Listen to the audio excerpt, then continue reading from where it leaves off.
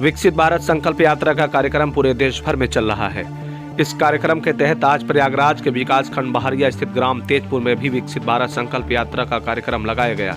आपको बता दूं, विकसित भारत संकल्प यात्रा के कार्यक्रम के तहत देश को 2047 तक विकसित राष्ट्र बनाने का संकल्प है। इस कार्यक्रम में मोदी की गारंटी की गाड़ी भी पहुंच रही है और लोगों को इस के बारे में जानकारी दी जा रही है। आपको बता दूं, मोदी सरकार, योगी सरकार के द्वारा इन योजनाओं के बारे में जो सरकार के द्वारा गरीब जनता तक पात्रों के लिए चलाई जा रही उन योजनाओं के बारे में भी जानकारी दी जा रही है। ग्राम विकास अधिकारी सौरभ सिंह और राकेश गुप्ता ने लोगों को संबोधित करते हुए सरकार की जन कल्याणकारी योजनाओं के बारे में बताया। अब तक सरकार की जन कल्याणकारी योजनाओं का जिन लोगों को लाभ नहीं मिल सका है, जिन पात्रों को लाभ नहीं मिल सका है, उन पात्रों को भी इस योजना के तहत, इस कार्यक्रम के तहत जोड़ने का प्रयास चल रहा है। विकसित भारत संकल्प यात्रा के कार्यक्रम में आज के मुख्य अतिथि शशांक मिश्रा ब्लॉक प्रमुख बहरिया रहे, जिनके साथ शशिकांत यादव जिला पंचायत सदस्य, भारतीय जनता पार्टी के नेता राकेश मिश्रा, उनके साथ में बसंत लाल पटेल मंडल अध्यक्ष भारतीय जनता पार्टी, तेजपुर के ग्राम प्रधान प्रतिनिधि निक्कू यादव आदि लोग शामिल रहे। देखिए पूरी रिपोर्ट। इस वक्त हम प्रयागराज के विकास खंड बहरिया स्थित तेजपुर गांव में है। आपको पता है विकसित भारत संकल्प यात्रा पूरे देश में चल रही है और इसी कार्यक्रम के मुख्य अतिथि शशांक मिश्रा ब्लॉक प्रमुख बहरिया जी भी पहुंचे हुए हैं। आइए उनसे बातचीत करते हैं कि जो ये विकसित भारत संकल्प यात्रा का कार्यक्रम चल रहा है पूरे देश, पूरे प्रदेश में, इसका क्या उद्देश्य और जनता को इसका क्या लाभ मिल रहा है। इस प्रयास से तो हमको ये लगता है कि माननीय मोदी जी 2047 के पहले ही पूरे राष्ट्र को विकसित बनाने का जो सपना है वह पूरा हो जाएगा, क्योंकि इतनी तन्मयता और इतनी स्पीड से ग्रामवासियों इसका सपोर्ट कर रहे हैं। आप जनसंख्या हर कार्यक्रम में देख सकते हैं और इसके लिए कोई एक्स्ट्रा प्रयास नहीं करना पड़ता। ग्रामवासी ये चीज़ जान रहे हैं कि ये उनके लिए है।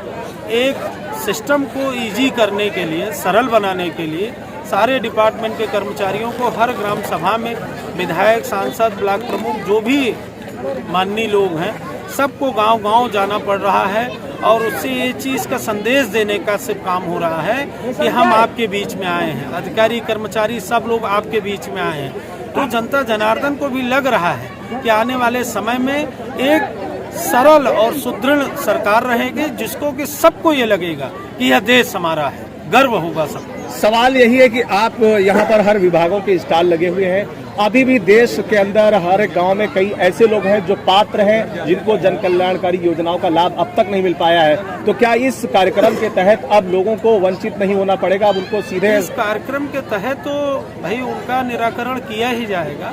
उसके साथ साथ एक जागरण का भी अभियान है कि बहुत सारे हमारे ग्रामवासी ऐसे हैं कि जो भाई ब्लॉक नहीं जाते, शहर नहीं जाते, तो उनको योजनाओं के बारे में पता भी नहीं रहता है। इस योजना से कम सारी योजनाओं के बारे में पता तो है और हमारे यहाँ का सिस्टम इतना स्ट्रांग है कि सीएम भी टोल फ्री नंबर अपना दिए हुए हैं। मतलब एक सामान्य आदमी डायरेक्ट मुख्यमंत्री से शिकायत कर सकता है। तो योजना से वंचित रहना तो ये एक तरह से अपरिहार्य है।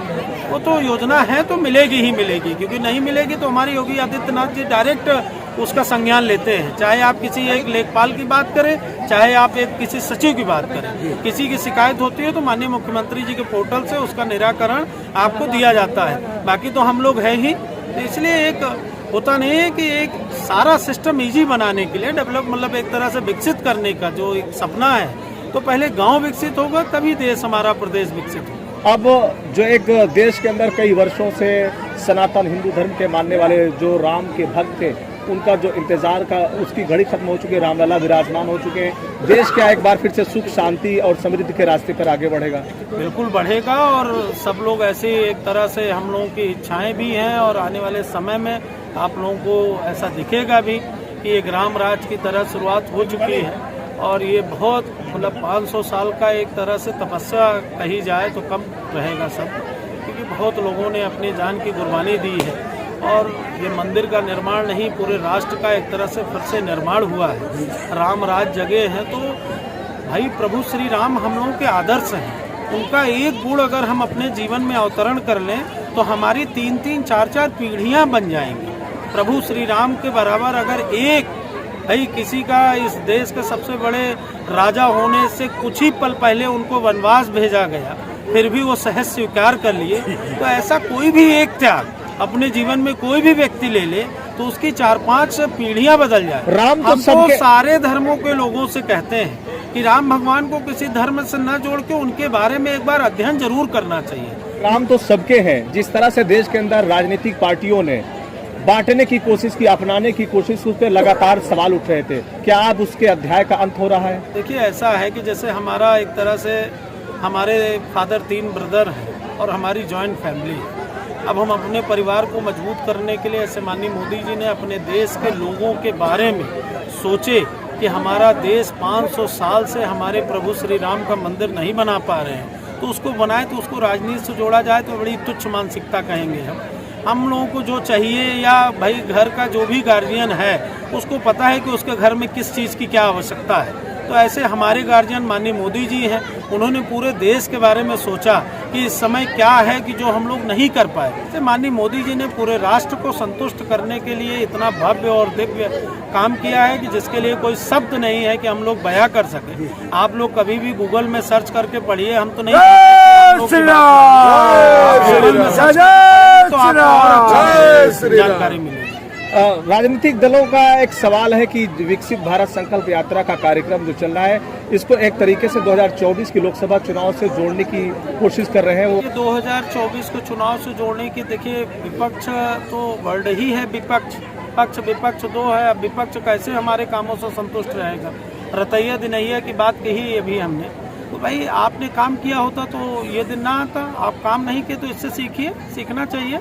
और हम तो अपना काम कर रहे हैं, हम तो अपने लोगों के बीच, अपने गांव, और ऐसा भी नहीं कि यहाँ के मंडल अध्यक्ष हैं तभी हम लोग यहाँ आए। हमारे ब्लॉक के अंतर्गत 87 ग्राम सभाएं हैं। सारे ग्राम सभा में, चाहे वहाँ हमारे जिस भी जात के जो भी भाई रहते हों, हर ग्राम सभा में हमारी ये विकसित यात्रा की गाड़ी जा रही है।